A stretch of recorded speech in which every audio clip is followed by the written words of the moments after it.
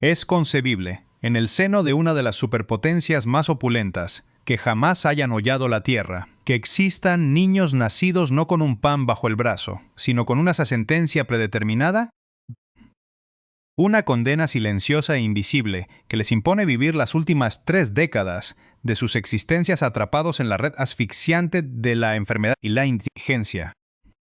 Detrás del esplendor neogótico de la torre del Big Ben, ese tótem de la puntualidad y el poder imperial, o de la frenética prosperidad que parece emanar de la City de Londres, yace una realidad de una dureza tan gélida como la niebla que solía envolver estas calles hoy.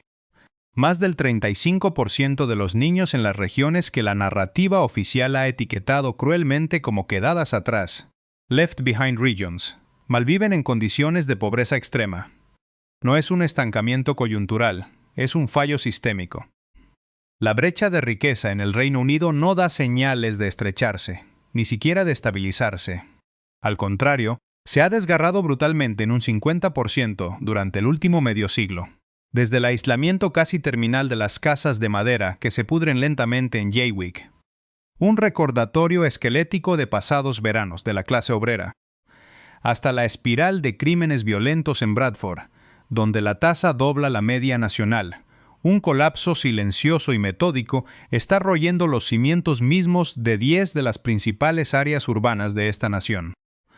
La situación no solo está deteriorándose, se está pudriendo desde las entrañas, con una velocidad que ningún juego político, ningún eslogan de campaña y ninguna cortina de humo mediática pueden ocultar por más tiempo. Debemos prepararnos para observar el cuadro completo de esta crisis estructural. Lo que vamos a ver alterará irreversiblemente la percepción que el mundo tiene de la mítica Tierra de la Niebla. Solíamos enorgullecernos, casi por inercia histórica, de una capital magnífica, Londres, percibida unánimemente como el epicentro financiero global. Una maquinaria perfectamente engrasada de generar capital. Sin embargo, el último informe del Índice de Privación Múltiple, IMD, ha desnudado una paradoja escalofriante que hace tambalear esa imagen de éxito cosmopolita. Si analizamos toda Inglaterra, existen 20 localidades que concentran el mayor número absoluto de personas viviendo en la pobreza una vez deducidos los costes de la vivienda. Y aquí está el dato que hiela la sangre. Solo Londres alberga 7 de ellas. Esta cifra no es un residuo histórico, ha surgido como un hongo venenoso tras la lluvia, disparándose desde apenas 3 localidades registradas en el año 2019. El ritmo de este declive ha sido tan vertiginoso que los políticos de Westminster, los mismos que despachan leyes a pocos metros de esta miseria, ni siquiera tuvieron tiempo material para diseñar y colgar carteles de campaña más brillantes que ocultaran la grieta. Es precisamente en Westminster donde presenciamos el colapso más amargo, por ser el corazón geográfico y simbólico del poder. Este no es un derrumbe estrepitoso de edificios, sino un colapso silencioso, o como los académicos, en un intento de higienizar la tragedia, denominan elegantemente privación hiperlocal. ¿Qué significa este eufemismo en términos humanos? Significa que la pobreza extrema ya no está confinada en un suburbio distante y conveniente para la vista. Está viviendo mejilla con la riqueza más obscena. Justo al lado de las mansiones de los hiperricos, donde brillan coches de lujo que valen más que la vida entera de un trabajador, se encuentran áreas de vivienda social ruinosas. En estas estructuras olvidadas, la tasa de niños que viven en la pobreza ha superado el umbral alarmante del 50%. La mitad de la generación futura del corazón de la capital está pasando hambre justo en el epicentro de la prosperidad. ¡Qué brillante distribución financiera la de este sistema de gestión moderna! La mayor concentración de capital del mundo no puede alimentar a sus propios niños vecinos. La dinámica diaria de Westminster es el motor de esta asfixia. Cada jornada, el distrito da la bienvenida a una ola aluvial de turistas ávidos de historia y a trabajadores de bajos ingresos necesarios para mantener el engranaje del sector servicios. Esto provoca que la densidad de población diurna se dispare entre 3 y 4 veces la población residente real. El sistema de bienestar, la infraestructura pública y el entorno vital están siendo estrangulados hasta el punto de la asfixia por esta presión. Cuando empujas una olla a presión más allá de sus límites físicos y simultáneamente recortas la infraestructura de seguridad para optimizar el presupuesto, ¿cuál es el resultado matemático inevitable? La zona de criminalidad explotó de inmediato. Los delitos callejeros, los robos y el hurto se han disparado dramáticamente, empujando el índice de seguridad del área hacia el fondo absoluto de las clasificaciones. ¿Por qué esta máscara de opulencia solo se ha hecho añicos ahora ante la opinión pública? Simplemente porque el nuevo modelo de cálculo del IMD ha aumentado el peso de la variable costes de la vivienda.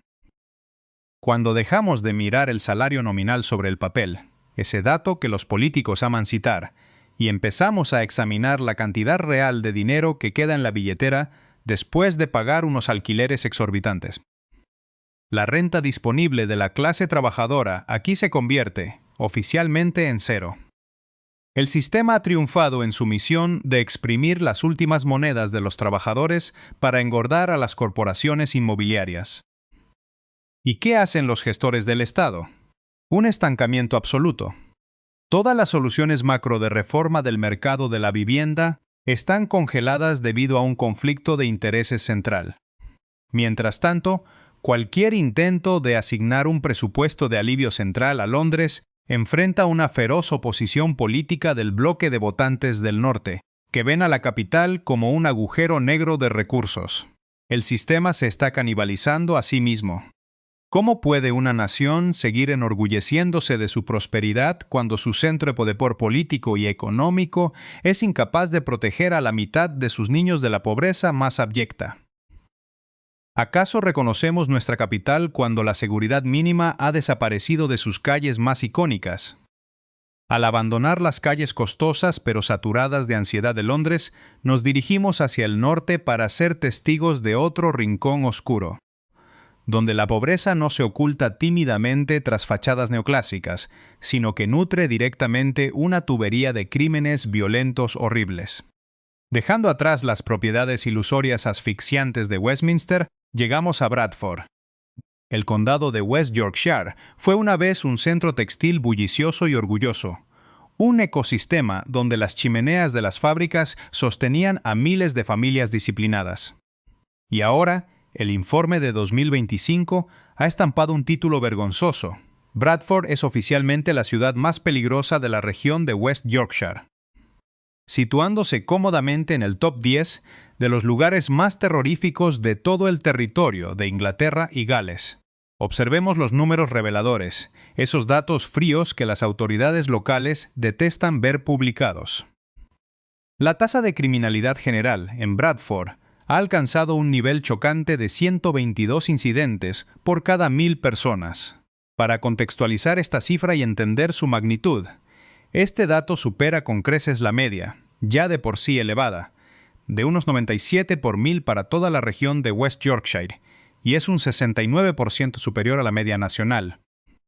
Esto ya no es una anomalía estadística o un pico estacional, es un colapso completo de la seguridad ciudadana. Entonces, ¿qué está impulsando realmente esta máquina de violencia? Las autoridades locales prefieren la salida fácil, culpar a la escasez de personal policial. Pero la verdad es mucho más dura e incómoda de digerir. Estamos ante un problema de álgebra lineal, no de patrullas. El crimen violento en Bradford es una consecuencia matemática directa de décadas de negligencia criminal hacia la infraestructura de bienestar y la educación de la primera infancia. Miremos la raíz del problema que el discurso político siempre ignora. El 39.3% de los niños menores de 16 años en Bradford viven en hogares de bajos ingresos absolutos. Esta cifra es más del doble de la tasa media del 19.8% en toda Inglaterra. Cuando un niño crece en un hogar sin calefacción suficiente, sin comidas garantizadas, dependiendo de bancos de alimentos, y con la infraestructura educativa básica desmoronándose, solo el 61.9% de los niños aquí logran un desarrollo adecuado después del preescolar, el futuro está escrito. Esta pobre preparación desde la plataforma de lanzamiento familiar, combinada con una tasa récord de absentismo y deserción escolar, ha creado una tubería perfecta y aceitada que empuja a los menores directamente desde los pupitres escolares hacia el sistema de justicia penal. PRIE, ante esta fractura social tectónica, ¿cuál ha sido la respuesta del gobierno? Reforzar con 18 o 20 agentes de patrulla nocturna los puntos calientes. Es una medida ridícula, casi insultante por su superficialidad. Esos parches cosméticos son completamente impotentes cuando la inversión privada en Bradford es cero y el mercado laboral local está enteramente desprovisto de empleos de alta cualificación. El sistema está tratando ingenuamente de detener una inundación con unas pocas y pequeñas bolsas de arena. Cuando casi el 40% de los niños de una ciudad son abandonados por el sistema a su suerte en la pobreza, ¿tenemos siquiera el derecho de sorprendernos cuando las calles se inundan de violencia? ¿Está este sistema de gobernanza construyendo un futuro para el país o está, en realidad, construyendo silenciosamente nuevas celdas para la próxima generación? Si Bradford funciona como una tubería mecánica fría y eficiente hacia la delincuencia, entonces Jaywick representa la prueba viva y dolorosa de cómo las fronteras administrativas y las trampas legales pueden triturar las mínimas posibilidades de supervivencia humana. El informe de 2025 acaba de publicar una crónica de este declive implacable. Jaywick ha encabezado la lista de las áreas más privadas de Inglaterra, según el índice de privación múltiple, por cuarta vez consecutiva. Desde el año 2010, esa posición infame ha permanecido inalterada.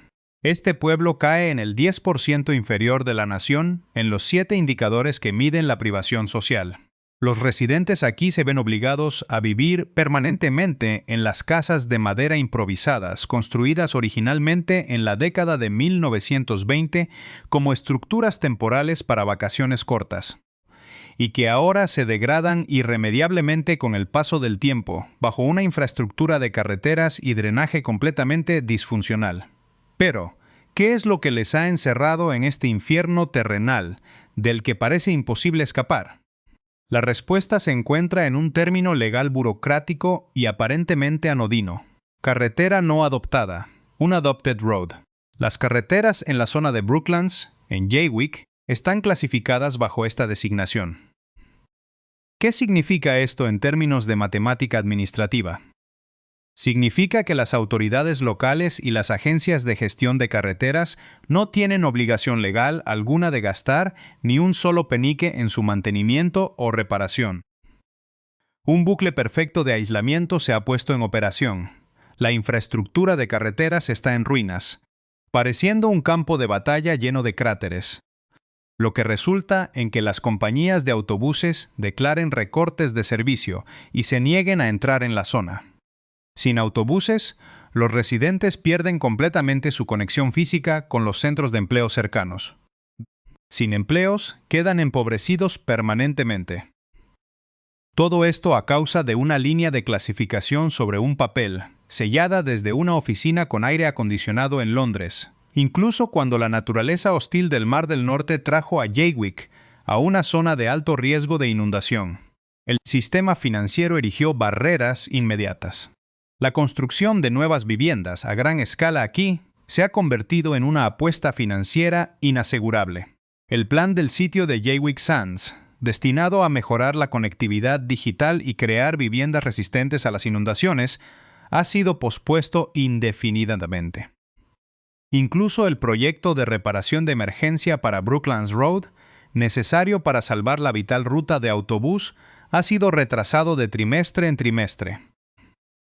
Para abordar el problema a fondo, las autoridades locales necesitan al menos 100 millones de libras para el Fondo de Prevención de Inundaciones Urbanas, una cifra inimaginable para el presupuesto local. ¿Y qué está haciendo el gobierno central? Se negaron a comprometerse financieramente, abandonando a Jaywick a su suerte para que se defienda sola en las aguas saladas que amenazan con engullirla. Este es el modelo de decline biológico urbano que estamos presenciando. Suena muy académico, pero su esencia es una forma de violencia sistémica fría e implacable. Nos encontramos ante una estructura que no solo empobrece, sino que acorta activamente la esperanza de vida de aquellos atrapados en ella. Una máquina que extrae la vitalidad y la dignidad de comunidades enteras para sostener una ilusión de prosperidad en otros lugares. Pero, ¿es este el límite de la degradación? ¿O hay mecanismos aún más sofisticados operando en la sombra? Mecanismos que no solo roban el futuro, sino que canibalizan el presente mismo de las familias trabajadoras, dejándolas sin escapatoria posible en una ecuación donde la supervivencia es imposible. Para comprender la anatomía de este naufragio colectivo, es imperativo abandonar la superficie de los discursos parlamentarios y descender a los engranajes de maquinaria económica que parece diseñada para la extracción y no para la preservación. El colapso del Reino Unido no es el resultado de una catástrofe imprevista. Es una consecuencia matemática de decisiones políticas deliberadas que transformaron un antiguo imperio industrial en un tablero de monopolio financiero. El motor central de esta crisis estructural tiene nombre y apellido: la doctrina de la austeridad fiscal, combinada con la hiperfinanciarización de los bienes más básicos para la vida humana. Miremos de cerca el caso de Middlesbrough, un enclave que personifica el fenómeno que los sociólogos de la salud denominan el modelo de declive biológico urbano. Detrás de este término clínico se esconde una realidad brutalmente física. El estrangulamiento presupuestario reduce la esperanza de vida con la misma eficacia que un veneno de efecto lento. El informe del Índice de Pobreza Multidimensional desnudó una estadística que debería avergonzar a cualquier gestor público. El 50% de la totalidad de los vecindarios de Middlesbrough se encuentran firmemente anclados en el grupo más pobre de la nación. La consecuencia directa es que los indicadores autodestructivos, como la obesidad, el tabaquismo crónico y el abuso de sustancias peligrosas, se han salido por completo de control. El dato definitivo, el que convierte la desigualdad social en una sentencia de muerte biológica, es el índice de esperanza de vida saludable. En Middlesbrough, esta cifra ha colapsado hasta tocar un fondo de 53.9 años para los hombres y 54.2 años para las mujeres. Hagamos un cálculo básico para dimensionar la magnitud del abismo geográfico en una de las mayores economías del planeta. Mientras en los distritos opulentos del sureste inglés, un ciudadano medio puede esperar vivir con buena salud hasta bien pasados los 70 años, aquí la salud se quiebra definitivamente a las puertas de la mediana edad. ¿Cómo se llegó a este punto? La respuesta está en los libros de contabilidad del ayuntamiento. Entre los años 2013 y 2024, la ciudad sufrió una reducción neta de 37.5 millones de libras en su presupuesto local debido a los tijeretazos impuestos desde el gobierno central en Londres. Para aplacar la indignación de la opinión pública, el Ejecutivo lanzó con gran pompa el Fondo de Nivelación, Levelling Up Fund, asignando a Middlesbrough una partida aparentemente generosa de 46.9 millones de libras. Sin embargo, al aplicar la fría lógica de la economía real, el engaño queda al descubierto, tras ajustar la inflación acumulada y compensar los fondos perdidos durante 11 años de abandono sistemático. La ciudad solo obtuvo un superávit real de 9.4 millones de libras. Esta cantidad es ridículamente exigua. Un vaso de agua para apagar un incendio forestal que lleva una década devorando los servicios públicos de salud y la infraestructura comunitaria ante este colapso estructural de la sanidad. La respuesta institucional ha sido de una cobardía alarmante. Las autoridades han optado por eludir su responsabilidad sistémica mediante la puesta en marcha de campañas de marketing institucional, como la declaración de peso saludable, o folletos que aconsejan a los ciudadanos dejar de fumar. Es una táctica de personalización de la culpa altamente sofisticada. Se atribuye la degradación y la muerte prematura a las decisiones individuales de estilo de vida de los desfavorecidos, ocultando convenientemente el entorno patógeno que el propio Estado ha creado. ¿Cómo puede un ser humano mantener una dieta equilibrada o una mente sana cuando vive rodeado de deudas crónicas?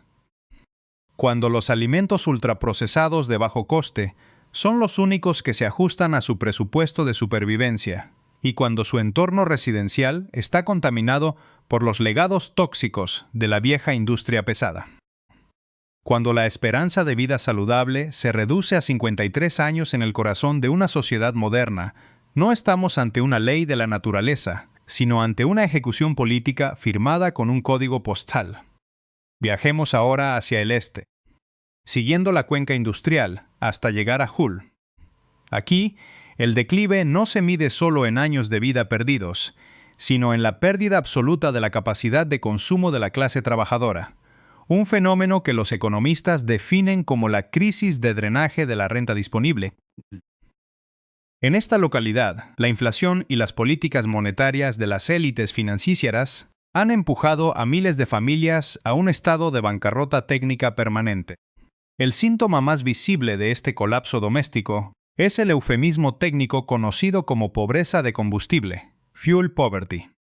En Hull, el 17.9% de los hogares, lo que equivale a más de 21.400 viviendas, carece por completo de los recursos financieros para encender la calefacción durante los meses de invierno. Esta tasa supera con creces la media inglesa del 11.4%, transformando los hogares en neveras húmedas donde se gestan las enfermedades respiratorias crónicas de la próxima generación. El precio que pagan los niños de Hull por este desajuste macroeconómico es devastador. La tasa de pobreza infantil por bajos ingresos relativos ha alcanzado el 38.2%, mientras que la pobreza infantil por ingresos bajos absolutos se sitúa en el 33.21%, casi duplicando el promedio nacional del 19.1%. El colapso del tejido social se refleja con nitidez en los registros de las organizaciones de auxilio. La oficina de Citizens Advice en Hull tuvo que registrar un número acumulado sin precedentes de 96.800 sesiones de apoyo. Ya no estamos ante estadísticas desalmadas. Estamos ante casi 100.000 peticiones de auxilio de ciudadanos atrapados en un laberinto económico sin salida. El mecanismo de esta quiebra financiera doméstica se ejecuta con la precisión de un guión matemático frío. Primero se produjo el impacto en cadena derivado de la congelación de los servicios y el empleo durante la era de la pandemia. Inmediatamente después, las familias fueron golpeadas por la tormenta perfecta de la inflación en los precios de los alimentos básicos y las tarifas energéticas. Sin embargo, el golpe de gracia no provino de la naturaleza ni de los mercados internacionales, sino de las oficinas del Banco de Inglaterra en Londres, cuando la institución decidió elevar los tipos de interés hasta un pico del 5.25% en su intento por frenar la inflación. Esta medida de alta ortodoxia macroeconómica tuvo un efecto colateral perverso. Estranguló el último reducto de liquidez de los trabajadores al disparar los costes de las hipotecas y de forma inmediata los precios de los alquileres en el mercado privado. El resultado de esta pinza económica es la aparición masiva de un fenómeno contable aterrador, el presupuesto negativo. Los voluntarios de las redes de ayuda social se enfrentan a diario a una ecuación imposible de resolver. Los ingresos fijos de una familia trabajadora son inferiores al coste total de sus necesidades básicas de supervivencia, alimentación, servicios públicos y alquiler, partidas que ya han sido recortadas hasta el hueso y que no admiten más reducciones. Los residentes se encuentran atrapados además en la trampa de cualificación, dado que el mercado laboral de Hull ha sido vaciado de industrias de alto valor añadido, privando a los trabajadores de cualquier capacidad de negociación colectiva o individual para exigir aumentos salariales que sigan la curva de la inflación. Es perfectamente comprensible que las encuestas locales arrojen un dato desolador. Solo un exiguo 10% de la población cree que su situación financiera mejorará en los próximos años. El futuro ha sido cancelado para ellos. Mientras Hull se ahoga bajo el peso de los costes fijos, Luton nos ofrece un escaparate perfecto de una patología urbana diferente pero igualmente letal, la paradoja del crecimiento comprimido.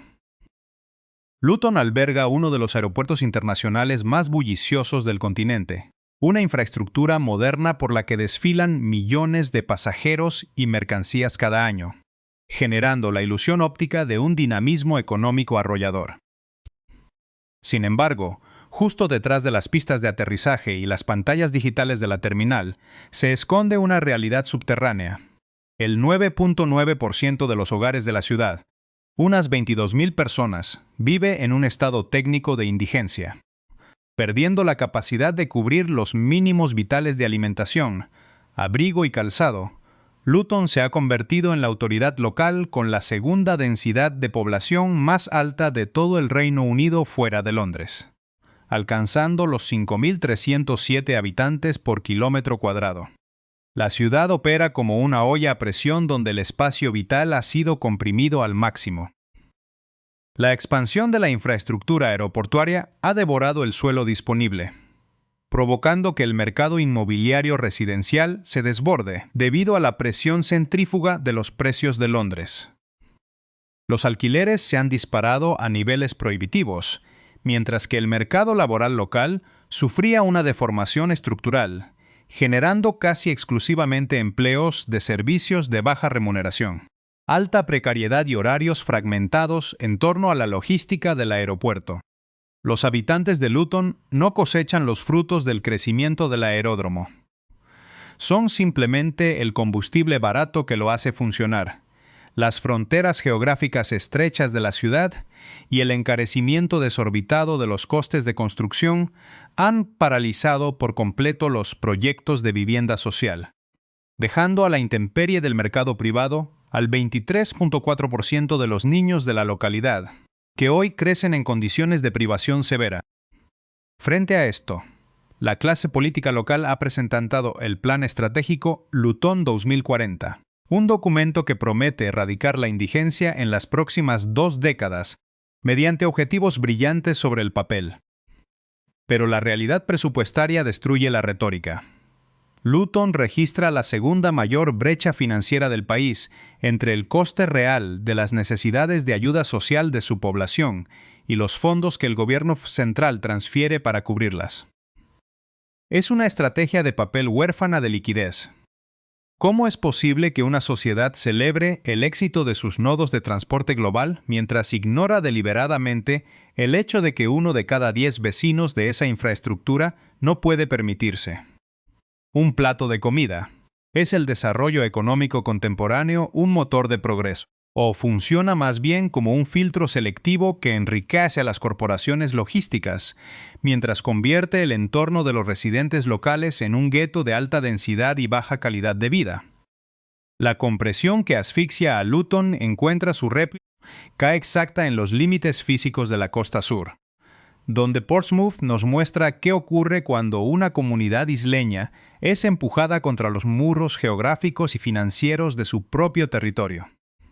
¿Cuáles son los límites reales de la resistencia humana cuando el espacio y el capital se agotan simultáneamente? Cuando las fronteras físicas y las asimetrías de los mercados confluyen, el declive deja de ser una abstracción contable para convertirse en una geografía de la exclusión. El caso de Portsmouth ilustra con crudeza los límites de resistencia de un territorio insular. Con una densidad de población idéntica a la de Luton, 5.307 habitantes por kilómetro cuadrado, esta histórica urbe portuaria arrastra una condena espacial ineludible. El 75% de su población se ve obligada a hacinarse en la pequeña isla de Portsea. En un ecosistema donde la tierra firme es un recurso finito y no expandible, las crisis no se disipan, se comprimen y se intensifican. Las consecuencias de este ahogo geográfico marcan el ritmo de la vida cotidiana. El sistema vial de un solo carril permanece en un estado de congestión crónica. La red de salud pública opera bajo una sobrecarga permanente y los espacios verdes comunitarios han sido prácticamente borrados del mapa para dar prioridad al asfalto y al cemento. Esta presión espacial ha engendrado una desigualdad lacerante. La tasa de pobreza en los hogares tras deducir los costes de la vivienda se sitúa en un implacable 25%, atrapando a unas 21.000 familias en la precariedad. Asimismo, el índice de familias abocadas a vivir en alojamientos temporales ha escalado hasta alcanzar una proporción de 4.9 por cada 1.000 habitantes, superando con holgura la media del país. La fractura social se inscribe directamente en los cuerpos de sus habitantes. La tasa de mortalidad prematura en el deprimido distrito de Buckland duplica la registrada en los suburbios prósperos de la misma ciudad. Los trabajadores de Portsmouth padecen los rigores de una trampa de ingresos perversa, mientras el salario semanal medio se congela en unos 522 subalternos de la libra, muy por debajo de los 597 que promedia la región del sureste. El coste de la vida real corre a la par de los índices de Londres. Sobre este escenario descansa una bomba de tiempo demográfica. Se proyecta que el segmento de jóvenes de entre 18 y 24 años experimentará un incremento del 25.5% para el año 2032. Cuando esta ola humana golpee un fondo de vivienda ya exhausto, el armazón de la seguridad social amenaza con fracturarse de un modo que ningún subsidio paliativo alcanzará a contener más al norte, donde las limitaciones no las impone el mar, sino la propia planificación humana. Peterborough optó por un mecanismo de autodestrucción diferente, el esquema Ponzi del crecimiento urbano.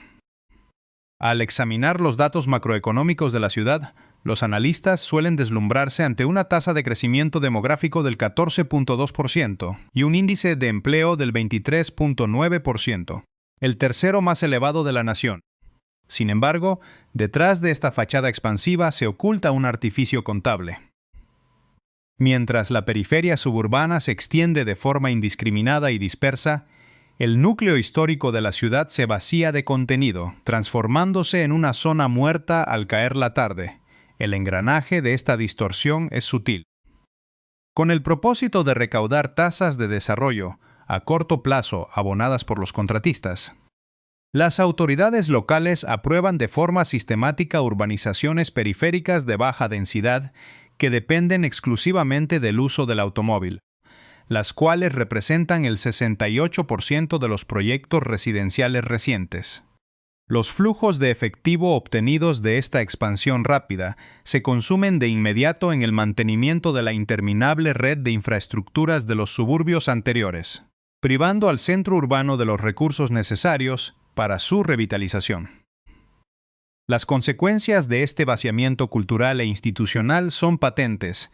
El ambicioso proyecto para postular a la ciudad como capital de la cultura fracasó de forma estrepitosa debido a la precariedad de su tejido social. El fondo destinado a la reconversión urbana recibió la irrisoria suma de 1.5 millones de libras, una gota de agua en un océano de abandono. Peterborough ha quedado relegada a la condición de una ciudad dormitorio desprovista de alma, una reserva de mano de obra barata cuya única función es nutrir los centros corporativos de Londres a través de los trenes de cercanías. ¿Cuál es el sentido último del urbanismo si el desarrollo no se orienta a edificar comunidades humanas sostenibles, sino a sostener un juego financiero donde las deudas del pasado se sufragan comprometiendo el suelo del futuro? Si en Peterborough el declive es un diseño de oficina, en las costas del Mar del Norte, el colapso adquiere un tinte ecológico e industrial definitivo. Grimsby no solo asiste a su empobrecimiento material, experimenta el desmoronamiento de su propia identidad colectiva. Los informes científicos revelan que la mitad de las 10 principales especies comerciales de pescado en el Mar del Norte han visto reducidas sus poblaciones por debajo de los límites biológicos de seguridad. La recomendación del Consejo Internacional para la Exploración del Mar de fijar una cuota de captura cero para el bacalao no representó una medida ordinaria de gestión ambiental, sino la firma del acta de defunción de una actividad centenaria. La vulnerabilidad estructural del tejido empresarial agrava la parálisis. El 98% del tejido productivo de Grimsby está compuesto por pequeñas y medianas empresas con plantillas inferiores a los 100 trabajadores. Organizaciones que carecen por completo del músculo financiero para reconvertir las capacidades laborales de una mano de obra cuya edad media supera los 50 años. Mientras los macroproyectos de energía eólica marina se dilatan en el horizonte de las promesas políticas. Los antiguos pescadores se ven reducidos a la condición de operarios de muelle, manipulando bloques de pescado congelado importado de Islandia o Noruega en las mismas dársenas desde donde antes zarpaban sus flotas. La exclusión económica posee además un sesgo de género explícito. La tasa de mujeres inactivas dobla la media masculina, debido al desmantelamiento de los servicios de asistencia familiar y comunitaria. Mi abuelo gobernaba el mar y mi padre conocía cada corriente del Banco de Terranova. Relata con una fijeza amarga Arthur, un antiguo patrón de pesca de 56 años que hoy limpia cintas de transporte en una planta de empaque. Hoy paso 10 horas al día cortando filetes que vienen en contenedores desde el otro lado del Atlántico. No nos han quitado solo el empleo, nos han vaciado el pecho. Caminas por el muelle y lo único que escuchas es el graznido de las gaviotas sobre los barcos que se oxidan amarrados. Vivimos como extraños en el lugar que nuestros brazos edificaron. Este despojo de la soberanía productiva y de la autoestima comunitaria encuentra su estación terminal en Hartlepool, donde la desesperación ha mutado en una apatía política corrosiva. Esta localidad encabeza de forma sistemática los índices de desconexión del Reino Unido. Su declive actual no es un fenómeno fortuito, sino el sedimento histórico de los experimentos fallidos del pasado, como el modelo de zonas de promoción empresarial aplicado entre 1981 y 1997. La perspectiva histórica demuestra que aquellas exenciones fiscales no consiguieron arraigar un tejido industrial duradero. Operaron meramente como un mecanismo para el traslado temporal de puestos de trabajo por conveniencia impositiva corporativa. Tras la retirada de los incentivos, el territorio quedó yermo, desencadenando un éxodo de capital humano cualificado, que ha dejado tras de sí una pirámide demográfica envejecida, aislada y carente de redes de protección institucional. Hoy, cuando las consignas de la cohesión territorial se difunden desde las pantallas de Westminster, la respuesta de los habitantes de Hartlepool es un escepticismo de piedra.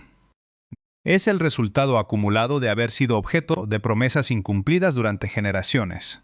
El flujo de inversión privada en la región de Teesside ha tocado mínimos históricos, confinando la actividad económica local a un sector de servicios precarizados, volátiles y huérfanos de toda perspectiva de ascenso social. Cuando una comunidad pierde la fe en la utilidad de su propio voto y comienza a percibir a sus gobernantes no como representantes, sino como administradores de una ocupación burocrática extranjera, se vulnera el pacto social más elemental.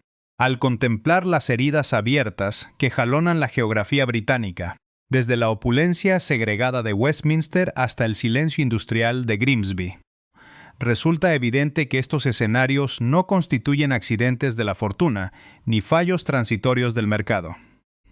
Son la consecuencia lógica, madura y predecible de un modelo macroeconómico que durante 40 años ha priorizado la optimización del rendimiento financiero a corto plazo a expensas de la preservación de su infraestructura social y humana. El colapso silencioso no se limita a la degradación de las variables macroeconómicas. Erosiona los cuerpos de los trabajadores.